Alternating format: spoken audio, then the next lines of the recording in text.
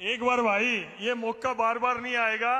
कृष्णपाल गुज्जर जी और विपुल गोयल जी एक बार आगे आ जाए, किल्ली पाटनी चाहिए, एक नारा ला दो भाई, बोल भारत माता की। भाई गौरव गौतम आ जा भाई, तेरे चाहने वाले भी बहुत हैं, तेरे चाहने वाले भाई, आशीर्वाद दे दे, एडवांस में बधाई है भाई। टेकचंद शर्मा जी आ जाओ भाई आगे, आपके बोल भारत माता जी, बोल भारत माता की, वंदे वंदे। इससे भी ज्यादा जोश। वो जितने अंधेरे लाएंगे मैं उतने सूर्य उगाऊंगा, वो जितनी रात बढ़ाएंगे मैं उतने उजाले लाऊंगा। इस छल फरेब की आंधी में मैं दीप नहीं बुझने दूंगा, मैं देश नहीं झुकने दूंगा, मैं देश नहीं। भारत माता की, भारत माता की, वंदे वंदे मातरम मातरम। भारतीय जनता पार्टी जिंदाबाद, भारतीय जनता पार्टी जिंदाबाद। मंच पर बैठे सभी सम्मानित प्रत्याशीगण, माननीय मुख्यमंत्री जी, ब्रिज 84 योगी राज कृष्ण की भूमि में कर्तव्यनिष्ठ सृजनात्मकता की मूरत मां भारती के चरणों में समाधित तपस्वी, मेरे ऐसे सरल व्यक्तित्व के धनी माननीय मुख्यमंत्री नायब सिंह सैनी जी का हम पलवल की इस रैली में जोरदार अभिवादन करते हैं, अभिनंदन करते हैं, स्वागत करते हैं। भारत माता की, भारत माता की। माननीय मुख्यमंत्री जी को देखकर मुझे बिहारी का एक दोहा अक्सर याद आता है कि नल की और नर की और नल नीर की गति कई कर जोई, और जे तो नीचो है चले ते तो ऊंचो होई। आपके स्वभाव ने, आपकी निर्मलता ने, आपकी सुजनता ने पूरे हरियाणा के जनमानस के हृदय को मोह लिया है। हम आभारी हैं, हम अभिभूत हैं कि आज की इस पलवल की रैली में हमें आपका मार्गदर्शन प्राप्त हुआ। भारत माता की। और जैसा चाह भैया तुम्हें चढ़ रहा है ना, ऐसा ही चाह मोई भी चढ़ रहा है, क्योंकि ब्रिज भूमि के लल्ला की इस धरती पर आज भारत माँ का लल्ला आ रहा है।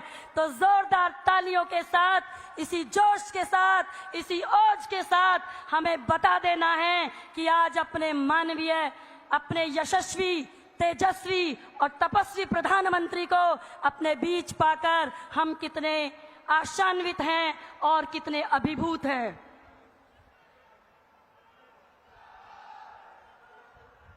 नरेंद्र मोदी जिंदाबाद, नरेंद्र मोदी जिंदाबाद,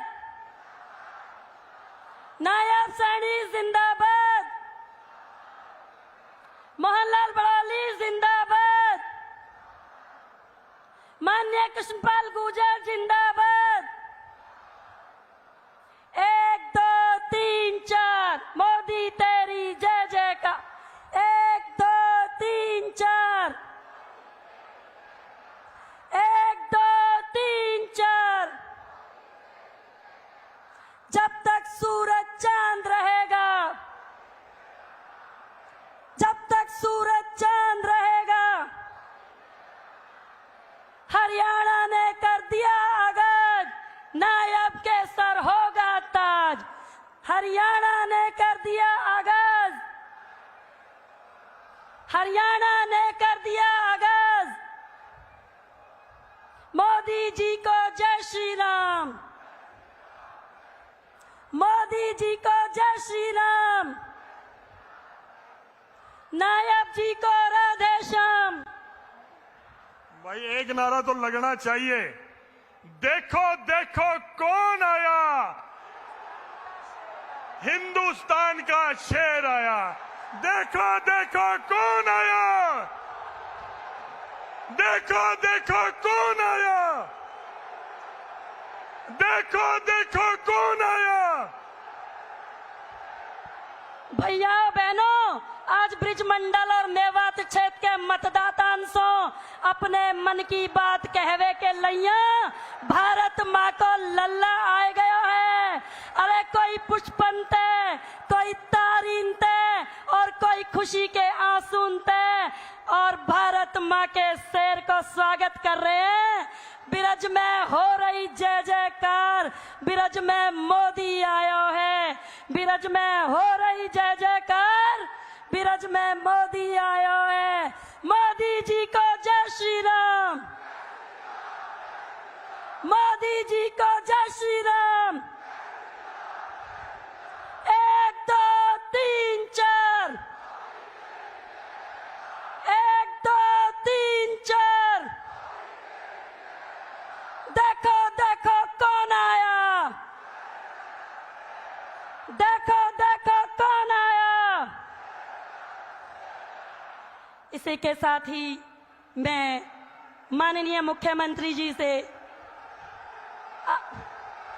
मोदी मोदी मोदी मोदी मोदी मोदी मोदी मोदी मोदी मोदी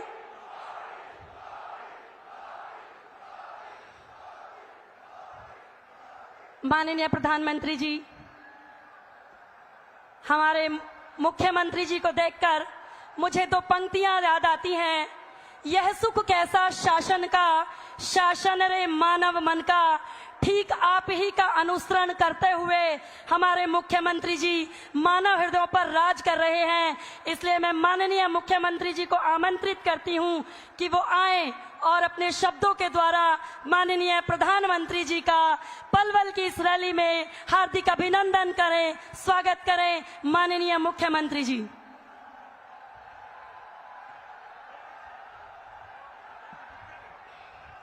क्वार के यह महीना में ब्रिज मंडल में बाजरे की खूब खेती है रही है और यह अन्न श्री है।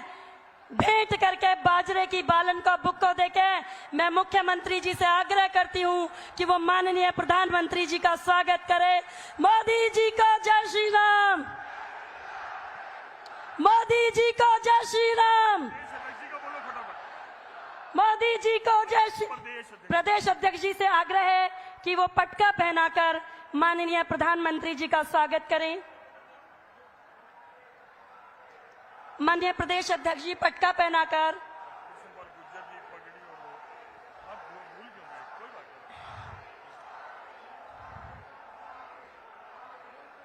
इसके पश्चात मैं सम्मानित केंद्रीय मंत्री माननीय श्री कृष्णपाल गुर्जर जी और मुख्यमंत्री जी से आग्रह करूंगी कि आप हरियाणा की शान पगड़ी पहनाकर माननीय मुख्यमंत्री जी का इस सभागार में स्वागत करें। फरीदाबाद के जिलाध्यक्ष श्री राजकुमार वोहरा जी और पलवल के जिलाध्यक्ष श्री चरण सिंह तेवतिया जी से भी आग्रह है कि आप कमल का फूल भेंट कर माननीय प्रधानमंत्री जी का इस सभागार में पहुंचने पर ब्रिज भूमि में हार्दिक स्वागत करें, अभिनंदन करें। माननीय मुख्यमंत्री जी।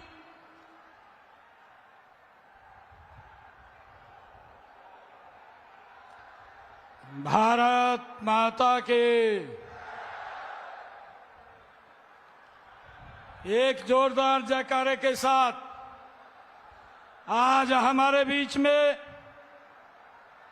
दुनिया के सबसे लोकप्रिय नेता, भारत के 7वें प्रधानमंत्री इस ब्रज की भूमि पर आए हैं।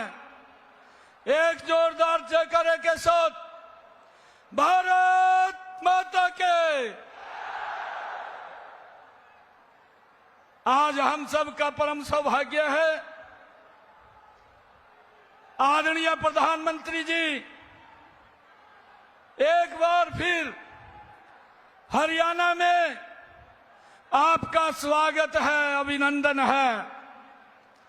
आपने हरियाणा चुनाव का शंखनाद कुरुक्षेत्र से किया था और आज ब्रज की इस पावन भूमि पर हम जनता का आशीर्वाद लेने के लिए यहाँ आए हैं। इस ब्रज भूमि में आने पर पूरे हरियाणा की ओर से आपको जय श्री कृष्णा।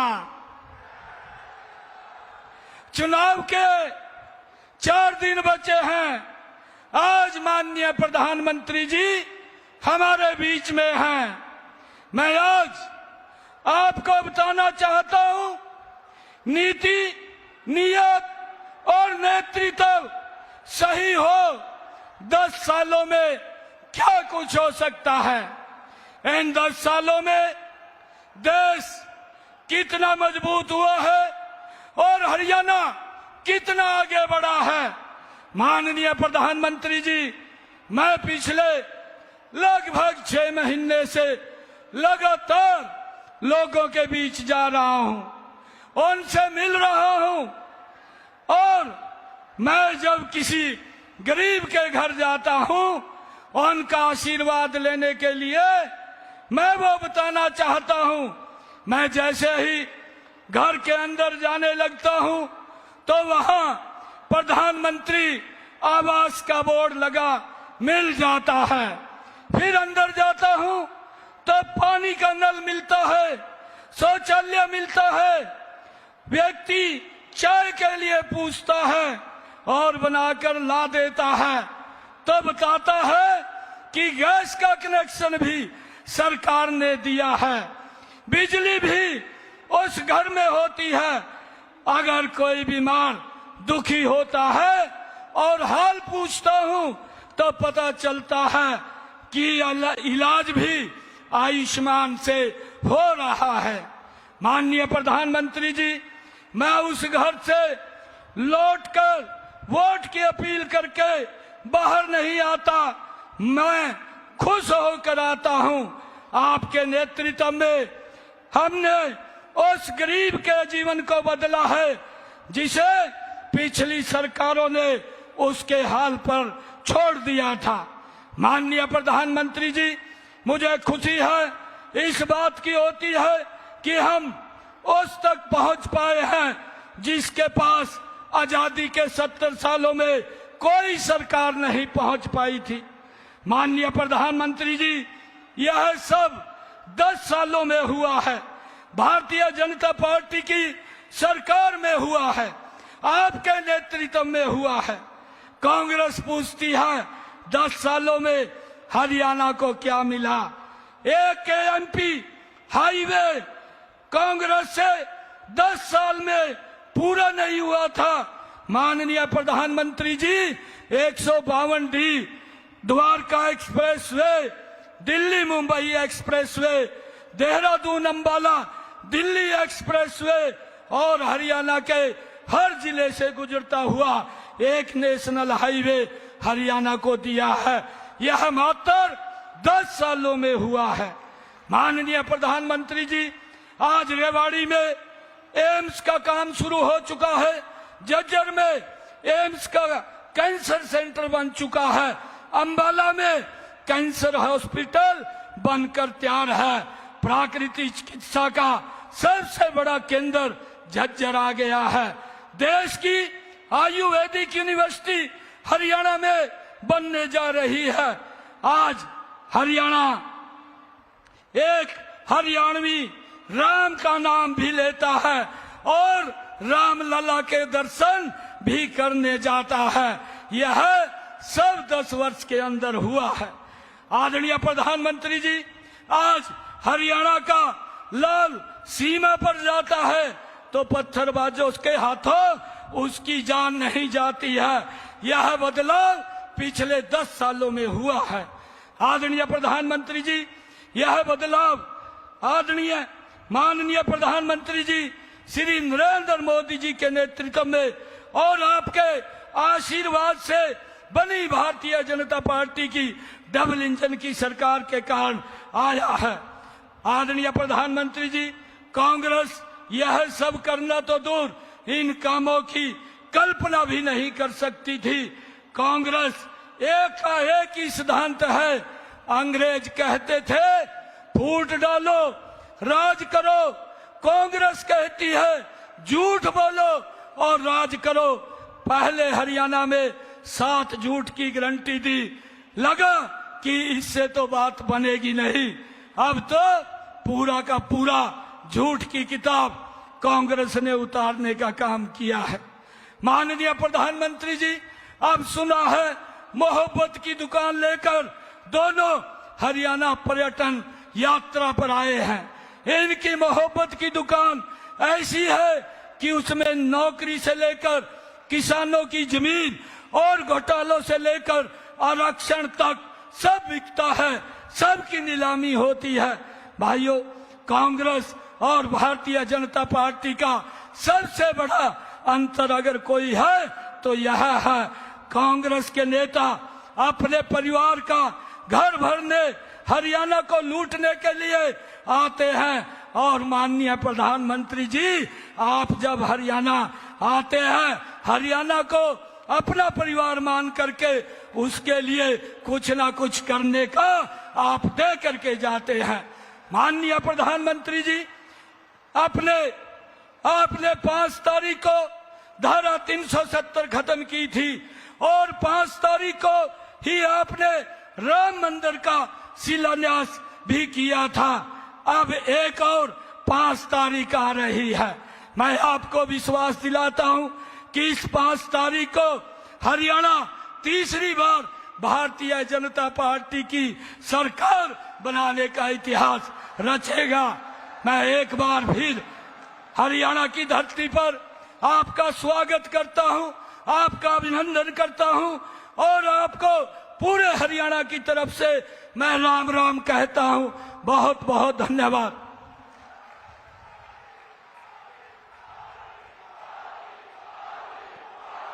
धन्यवाद मुख्यमंत्री जी। राम की सो मोदी जी, राम की सो मोदी जी, भरोसा है आपको। आपने विपक्ष के सदियों पुराने पिंजरों को तोड़कर हमारे सपनों को उड़ान दी है और इसी भरोसे के साथ मैं अपने अनवरत कर्मशील प्रधानमंत्री जी से आग्रह करती हूं कि आप आए और हमारे भीतर ऊर्जा का संचार करें। माननीय प्रधानमंत्री मोदी जी को जय श्री राम, मोदी जी को राधे श्याम। देखो देखो कौन आया। जय जय श्री राधे, जय श्री कृष्णा। सारे बुजुर्गों ने, भाई बहना ने और नौजवान ने, मेरी औरतें राम राम जी।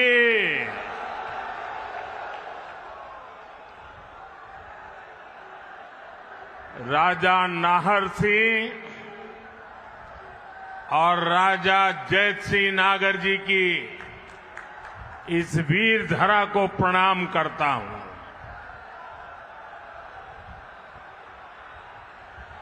आप सभी इतनी बड़ी संख्या में हमें आशीर्वाद देने आए हैं।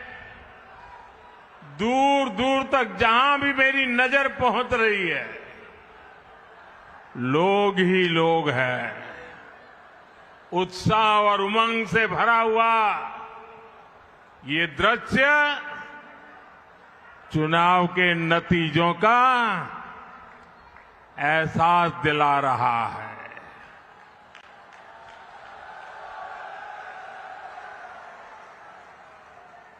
आपके आशीर्वाद के लिए,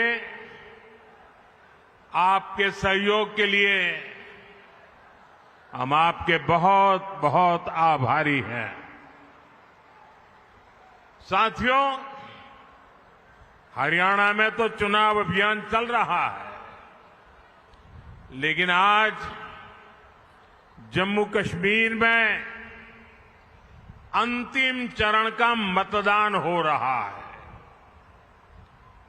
वहां बहुत भारी संख्या में लोग लोकतंत्र के पर्व में हिस्सा ले रहे हैं। मैं जम्मू कश्मीर के सभी मतदाताओं से कहूंगा कि वे अपना वोट जरूर डालें। साथियों, मैं यहां नजर कर रहा हूं, काफी परिचित चेहरे नजर आ रहे हैं।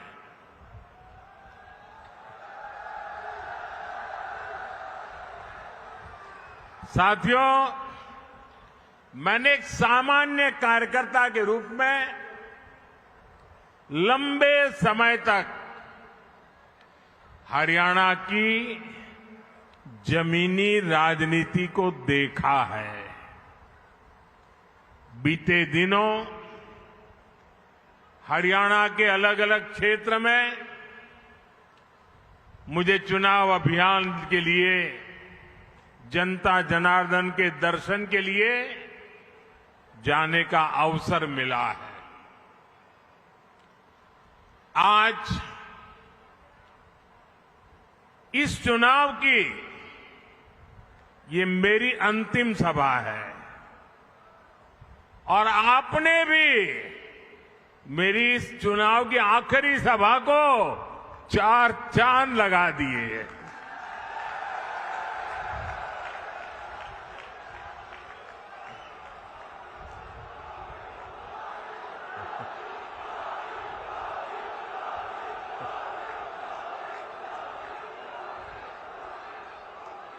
आज गांव-गांव में चारों तरफ भाजपा की लहर है। हर जगह एक ही आवाज गूंज रही है, भरोसा दिल से, भाजपा फिर से। भरोसा दिल से, भरोसा दिल से, भरोसा दिल से। हरियाणा का तो ट्रैक रिकॉर्ड रहा है। केंद्र सरकार में, दिल्ली में जिसकी सरकार रहती है, हरियाणा वहीं रहता है।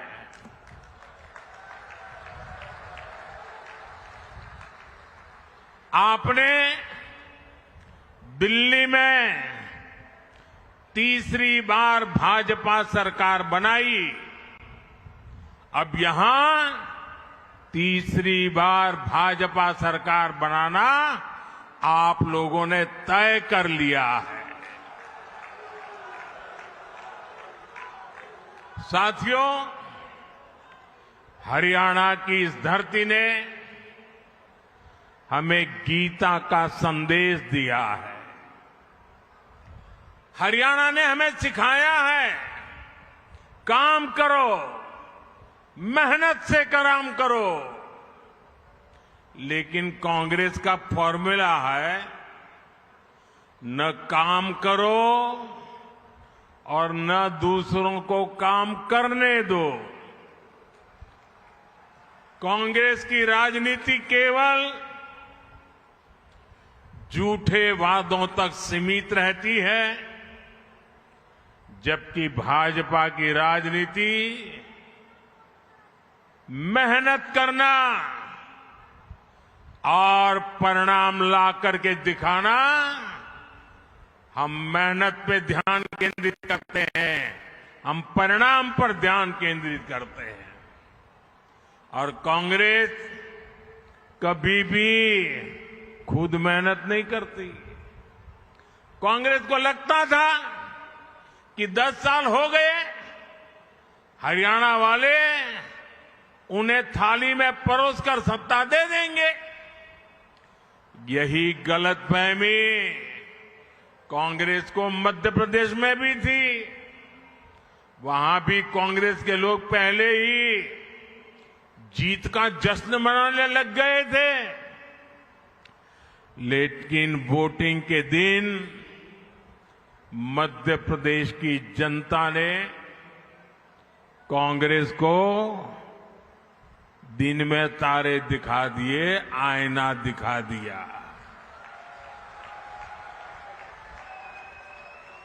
यहां आपके पड़ोस में राजस्थान है, वहां भी कांग्रेस ने किसानों और नौजवानों को भाजपा के विरुद्ध भड़काने की भारी कोशिश की थी, लेकिन हुआ क्या?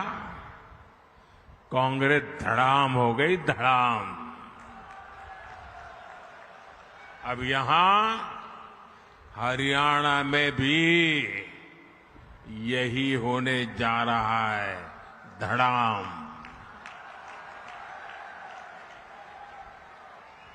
हरियाणा के लोग कांग्रेस को यहां सरकार से सैकड़ों मील दूर रखने वाले हैं। साथियों, यहां हरियाणा में कांग्रेस के भीतर जो कलह मची है, हरियाणा के लोग इसे भी देख रहे हैं। कांग्रेस से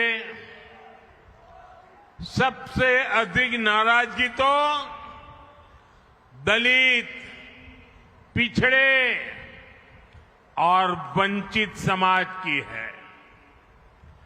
दलित समाज ने भी ठान लिया है, बापू बेटे की राजनीति को चमकाने का अब दलित मोहरा नहीं बनेंगे।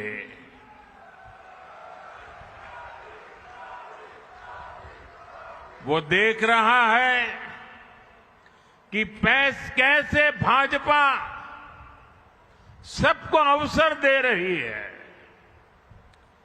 हमारे मुख्यमंत्री सैनी जी बड़ी विनम्रता के साथ सबको साथ लेकर चल रहे हैं।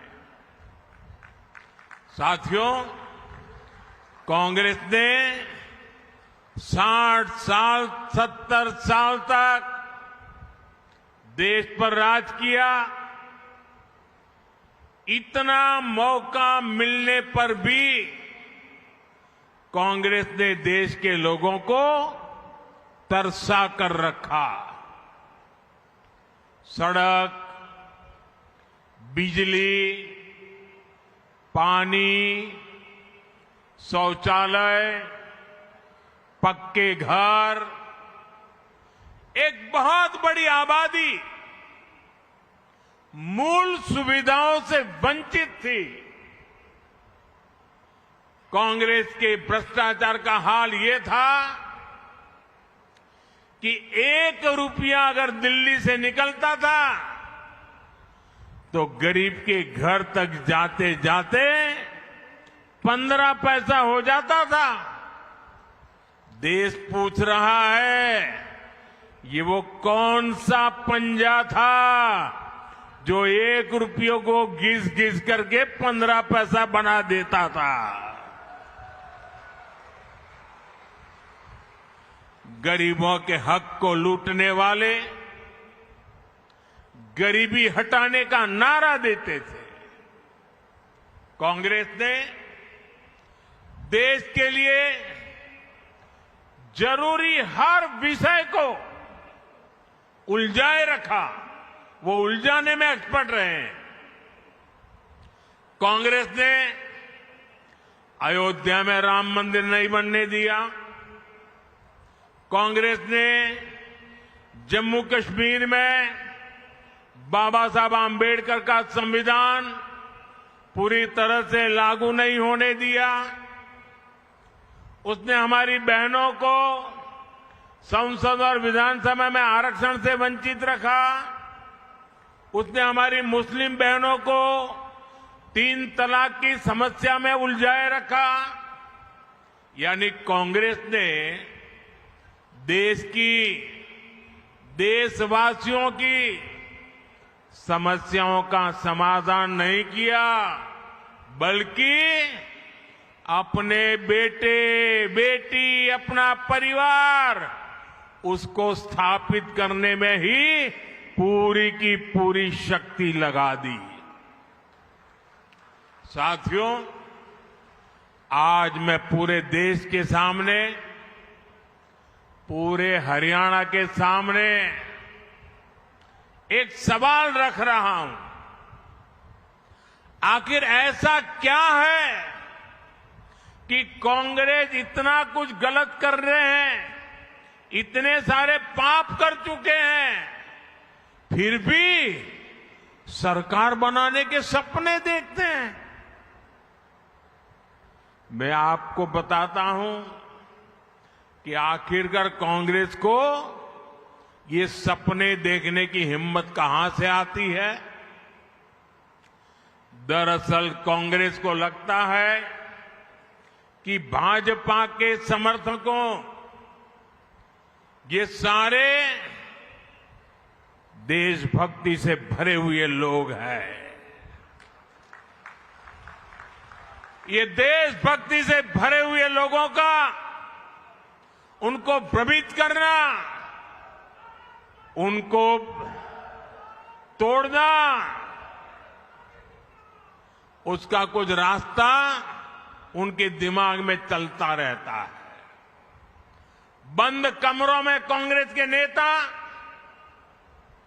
आप लोगों के लिए यही कहते हैं, कभी जात पात के नाम पर कहीं एक समाज को दूसरे से लड़ाकर कांग्रेस इस देश से देशभक्ति को ही चूर चूर करना चाहती है। कांग्रेस को लगता है कि देश के लोगों में एकता की भावना जितनी मजबूत होगी, कांग्रेस का जीतना उतना ही मुश्किल होना जाता है। और इसलिए कांग्रेस देशभक्तों की एकता तोड़ने के लिए नए नए प्रयोग कर रही है। लोकसभा चुनाव के दौरान उसने यही झूठ के प्रयोग किए थे। महात्मा गांधी सत्य के प्रयोग करते थे, ये झूठ के प्रयोग करते हैं। अब यहां हरियाणा में भी कांग्रेस उसका विस्तार कर रही है। साथियों, कांग्रेस को ये लगता है कि उसका अपना वोट बैंक तो पक्का है।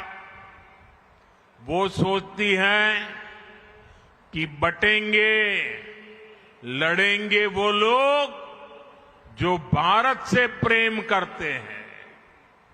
हमें कांग्रेस की सोच और साजिश को कभी भी सफल नहीं होने देना है। इसलिए हमें आज संकल्प लेना है, पूरे हरियाणा को संकल्प लेना है। जो लोग भारत को प्रेम करते हैं, वे सब के सब एकजुट रहेंगे। हम एक हैं और हम एक होकर देश के लिए वोट करेंगे।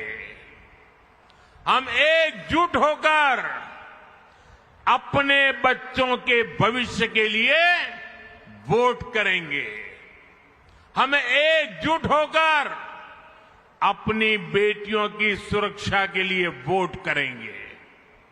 हम एकजुट होकर बिना खर्ची पर्ची के नौकरी के लिए वोट करेंगे। हम एकजुट होकर हरियाणा में नए निवेश, नई नौकरियों के लिए वोट करेंगे। हम एकजुट होकर अच्छी सड़कों, बेहतर सिंचाई के लिए वोट करेंगे। साथियों, कांग्रेस का सिर्फ और सिर्फ एक ही एजेंडा है, वोट के लिए तुष्टीकरण। ज्यादा से ज्यादा तुष्टीकरण। आप देखिए कांग्रेस आज क्या कर रही है। कांग्रेस कहती है और डंके की चोट पर कहती है और करती भी है। कांग्रेस कहती है कि वो दलितों और पिछड़ों का आरक्षण खत्म कर देंगे। कर्नाटका में इन्होंने यही तो किया है। जैसे ही कर्नाटका में कांग्रेस की सरकार बनी, इन्होंने दलितों पिछड़ों का आरक्षण छीन लिया। कांग्रेस ने दलितों पिछड़ों का आरक्षण धर्म के आधार पर अपने वोट बैंक में बांट दिया। यही कांग्रेस है जिसने अनेकों स्कूल कॉलेजों यूनिवर्सिटियों को माइनॉरिटी संस्थान घोषित कर दिया। जो पहले माइनॉरिटी नहीं थे, अच्छे खासे कानून नियम से चलते थे, लेकिन उन्होंने वोट बैंक के खातिर ऐसे हजारों संस्थाओं को माइनॉरिटी बना दिया। इनमें क्या हुआ? परिणाम ये हुआ कि पहले दलितों और पिछड़ों के बच्चों को जो दाखिला मिलता था वो बंद हो गया। ऐसी संस्थाओं में नौकरियों में जो आरक्षण था वो भी बंद हो गया। कांग्रेस ऐसे ही काम हरियाणा में भी करना चाहती है। साथियों, कांग्रेस देश की सबसे बड़ी दलित विरोधी पार्टी है। इस पार्टी ने दो बार डॉक्टर आंबेडकर को चुनाव हरवाया।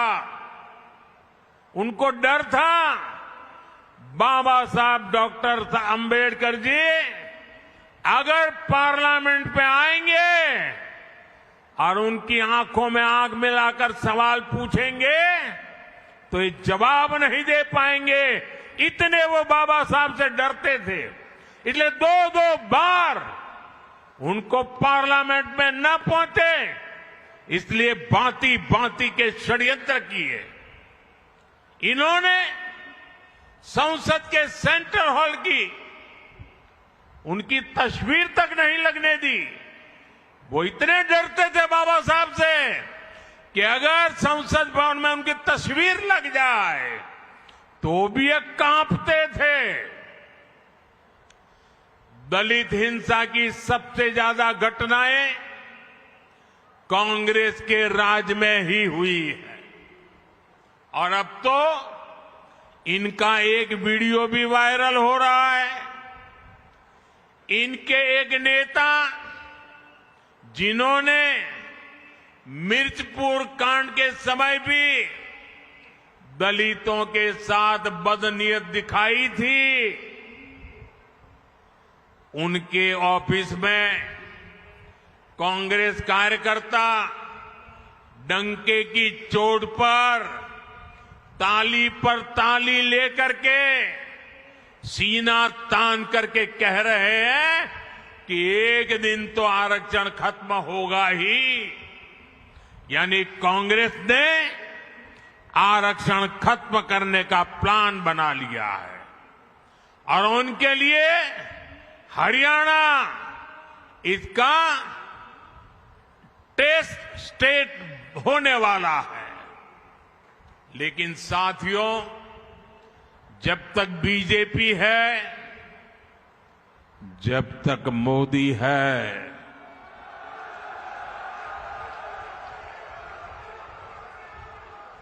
एससी, एसटी और ओबीसी समुदाय को संविधान से मिले आरक्षण का हक कोई नहीं छीन सकता। आपने देखा होगा, ये लोग दिन रात मुझे गालियां देते हैं। अब हमारे मुख्यमंत्री जी, सैनी जी को भी गालियां देते हैं। हमारा और कोई गुनाह नहीं है। हमारा गुनाह यही है कि हम ओबीसी अति पिछड़ी मां की कोख से पैदा हुए हैं, इसलिए गालियां दे रहे हैं। साथियों, आज की कांग्रेस अर्बन नक्सलियों के शिकंजे में है। दुनिया में जो भारत को बदनाम करने में जुटे हैं, जो हमारे दुश्मनों के एजेंडे को आगे बढ़ाते हैं, कांग्रेस के नेता उनको खुलेआम गले से लगाते हैं। ये अर्बन नक्सली गठजोड़ भारत को कभी भी मजबूत होते नहीं देख सकता। इसलिए ये लोग हमारी सेना पर भी हमला करते हैं। आप देखिए, हमारी सेना ने दुश्मनों को बार बार पीटा, लेकिन कांग्रेस का शाही परिवार दुश्मनों की तारीफ करता है। साथियों, मैं सोशल मीडिया पर कुछ पोस्ट देख रहा था। वहां कांग्रेस को लेकर कुछ लोगों ने कुछ पोस्टर डाले थे। इनमें लिखा था कि कांग्रेस के लोग जोर जोर से कहते हैं कि 370 वापस लाएंगे, लेकिन कांग्रेस ने एक बार भी कभी ये नहीं कहा कि पीओ को वापस लाएंगे। पीओ के वापस लाना उनके मुंह से नहीं निकलता है। कांग्रेस ने देश का मुकुट तोड़ दिया, कश्मीर के भी टुकड़े कर दिए, इतना बड़ा हिस्सा गंवा दिया। ये उस पीओके को वापस लाने की बात नहीं करते, लेकिन ये लोग 370 वापस लाना चाहते हैं।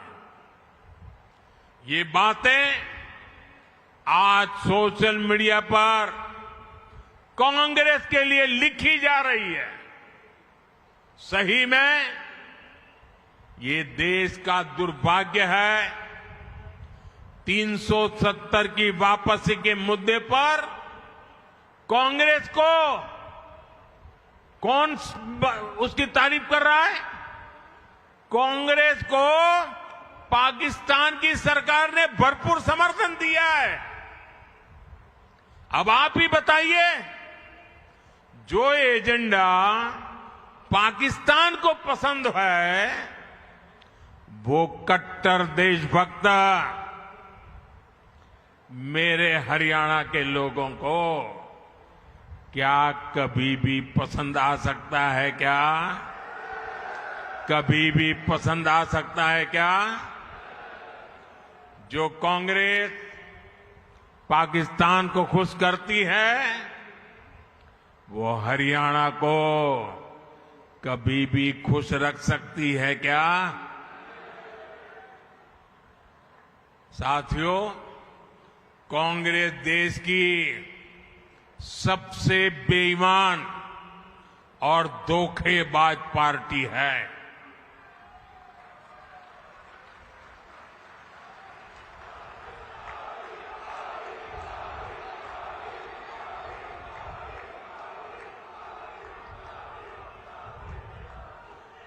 कांग्रेस के धोखों को गिनाऊंगा तो कई दिन निकल जाएंगे।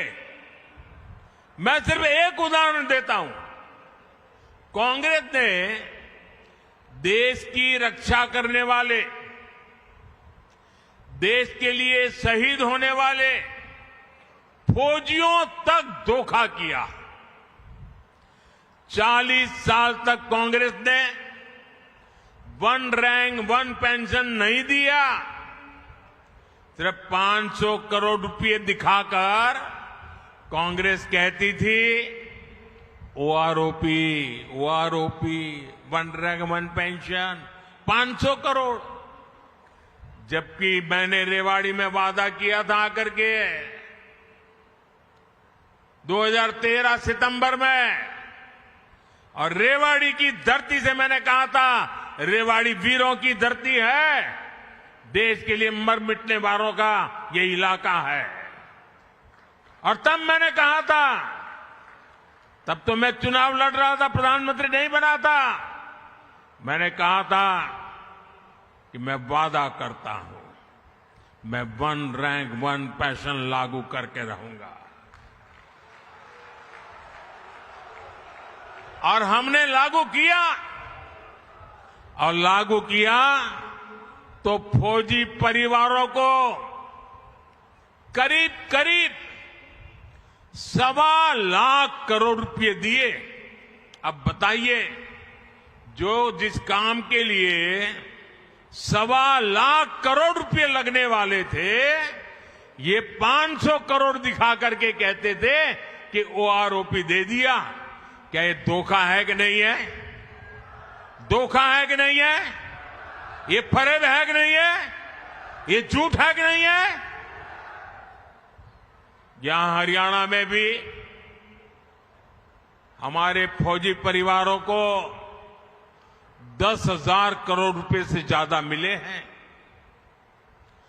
मोदी के लिए फौज की प्राथमिकता सबसे बड़ी है, फौज का सम्मान सबसे बड़ा है। और कांग्रेस से हम इसकी कोई उम्मीद नहीं कर सकते। साथियों, कांग्रेस की कथनी और करनी में हमेशा फर्क रहा है। कांग्रेस ने, ये पड़ोस में हिमाचल प्रदेश है, कांग्रेस ने हिमाचल की बहनों और नौजवानों को भी ऐसा धोखा दिया है, हिमाचल कभी भी कांग्रेस को माफ नहीं करेगा। कांग्रेस ने, जैसे यहां हरियाणा में कांग्रेस वाले अनाप शनाप बोल रहे हैं ना, ऐसा ही उन्होंने हिमाचल में किया था। कांग्रेस ने वहां चुनाव जीतने के लिए कहा था कि हर महीने बहुत सारे पैसे देंगे। आज 2 साल हो चुके हैं, उन्हें कुछ नहीं मिला। कांग्रेस ने पहली कैबिनेट में ये लाखों नौकरियों पर मुहर लगाने का वादा किया था। वहां इन लोगों ने सरकारी कर्मचारियों को बड़े बड़े सपने दिखाए। आज उनको तनख्वाह भी समय पर नहीं मिल रही है। कहां तो कांग्रेस को हिमाचल के लोगों से माफी मांगनी चाहिए थी, लेकिन कांग्रेस को ठगी की लत लगी है। वो अब कांग्रेस वाले हरियाणा वालों को भी वो ठगी की लत के कारण अब झूठे झूठे वायदे बेच रहे हैं। कांग्रेस यहां हरियाणा के किसानों को तारे तोड़कर लाने की बातें कर रही है, लेकिन आप याद रखिए, जहां उसकी सरकार है, कर्नाटका में है, तेलंगाना में है, वहां इनमें से एक भी वादा लागू नहीं करते हैं। यानी कांग्रेस की नीयत में ही खोट है। साथियों, कांग्रेस हरियाणा के नौजवानों के हितों के खिलाफ है। यहां हरियाणा में भाजपा सरकार ने करीब 1.5 लाख सरकारी नौकरियां दी, और वो भी बिना खर्ची पर्ची नौकरियां दी है। हजारों कर्मचारियों को पक्का किया। लेकिन अब कांग्रेस वाले फिर वही खर्ची पर्ची सिस्टम हरियाणा में वापस लाना चाहते हैं, आप पर थोपना चाहते हैं। सरकार बनने के आसार, वो आशा छोड़ चुके हैं। दूर दूर तक कोई आसार नजर नहीं आ रहे हैं। लेकिन लूट खसूट का बंटवारा अभी से हो गया है। ये है कांग्रेस की सच्चाई। साथियों, कांग्रेस की नस नस में भ्रष्टाचार दौड़ता है। ये दलालों और दामादों की पार्टी बन गई है। कांग्रेस के राज में यहां जमीन की दलाली करने वाले मालामाल हो गए हैं, या तो दामाद जी मालामाल हो गए हैं। ये दो ही लोग फले फूले हैं। जबकि किसान के नसीब में क्या आया? किसान को तो सिर्फ 2 रुपये का मुआवजा मिला। जो लोग 10 साल पहले हुड्डा जी की सरकार थी ना, हर किसान कहता है ये तो 2 रुपया मुआवजे वाली बड़ी आफत आई, और किसानों के घर में चेक पहुंचा क्या? 2-2 रुपया का चेक। और उस सरकार की पहचान थी किसानों के घर में, किसानों के दिल में, कि 2 रुपया मुआवजे वाली सरकार है। जबकि भाजपा सरकार हजारों रुपये का सम्मान निधि सीधी उनके बैंक के खाते में पहुंचाती है। प्राकृतिक आपदा होती है तो सही मुआवजा देती है। साथियों, आज कांग्रेस यहां एमएसपी को लेकर बड़ी बड़ी बातें कर रही है। लेकिन कांग्रेस की सरकार यहां सिर्फ 3-4 फसलों पर एमएसपी देती थी। वो दिन जरा याद करिए। जबकि भाजपा सरकार 24 फसलों की खरीद एमएसपी पर कर रही है। पिछले 8 सीजन में एमएसपी के रूप में यहां के लाखों किसानों को 1,10,000 करोड़ रुपए से भी अधिक मेरे किसानों के खातों में गए हैं, उनको मिले हैं। आज यहां 20 से ज्यादा फल और सब्जियों के लिए भावांतर दिया जा रहा है। बाजरा और सूरजमुखी के लिए भी 900 करोड़ रुपए से अधिक इसका भावांतर दिया जा गया है। इससे हरियाणा के किसानों की बड़ी मदद हुई है। साथियों, आज मैं हरियाणा की माताओं, हमारी बहनों, हमारी बेटियों में भाजपा के प्रति सबसे अधिक उत्साह देख रहा हूं। यहां भी मैं देख रहा हूं, दूर दूर तक माताएं बहनें बैठी हुई है। हरियाणा की बेटियां आज चारों तरफ झंडे गाड़ रही है। भाजपा सरकार की हर योजना माताओं, बहनों, बेटियों में नया आत्मविश्वास पैदा कर रही है। मैं अखबार में एक बहन का इंटरव्यू पढ़ रहा था। उनको नमो ड्रोन दीदी योजना के तहत ड्रोन पायलट की ट्रेनिंग मिली है। वो बहन बताती है कि इस खरीफ सीजन में ही उन्होंने 800 एकड़ खेती पर ड्रोन से दवाई का स्प्रे किया, और इससे उनको 3 लाख रुपए की कमाई हुई। एक सीजन में हमारे गांव की किसान की बेटी ड्रोन चला करके दवाइयां स्प्रे करके 3 लाख की कमाई करे, भाइयों बहनों, तब मन को संतोष होता है कि ये सरकार सही दिशा में काम कर रही है। जिन बहनों ने कभी, जिनके नसीब में कभी भी साइकिल या मोटरसाइकिल नहीं चलाने का सौभाग्य नहीं आया था, वो अब ड्रोन पायलट बन रही है।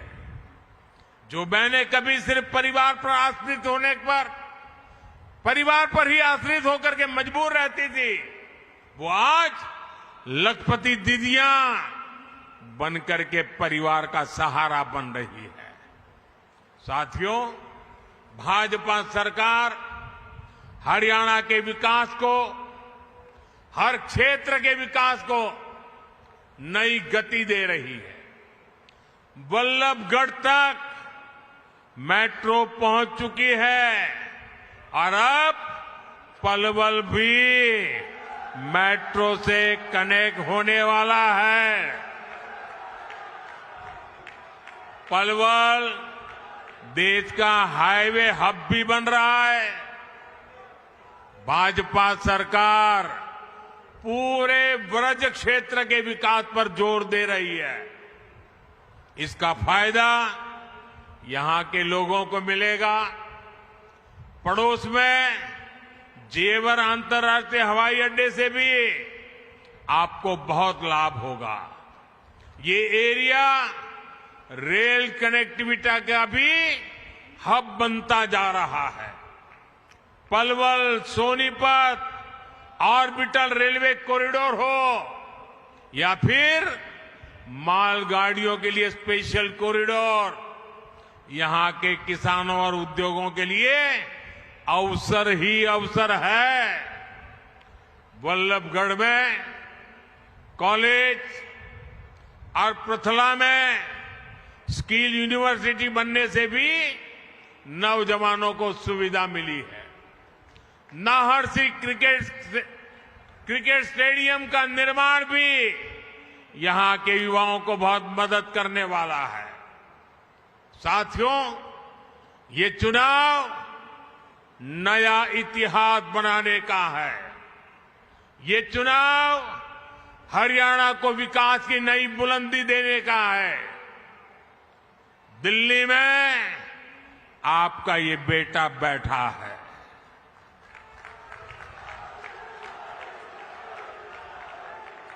आप यहां तीसरी बार भाजपा सरकार बनाइए।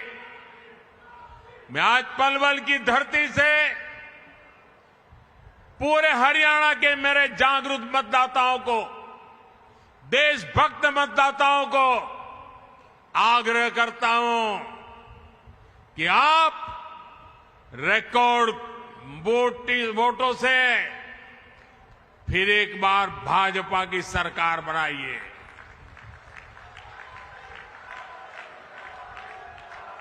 हरियाणा के तेज विकास की गारंटी ये मोदी की गारंटी है।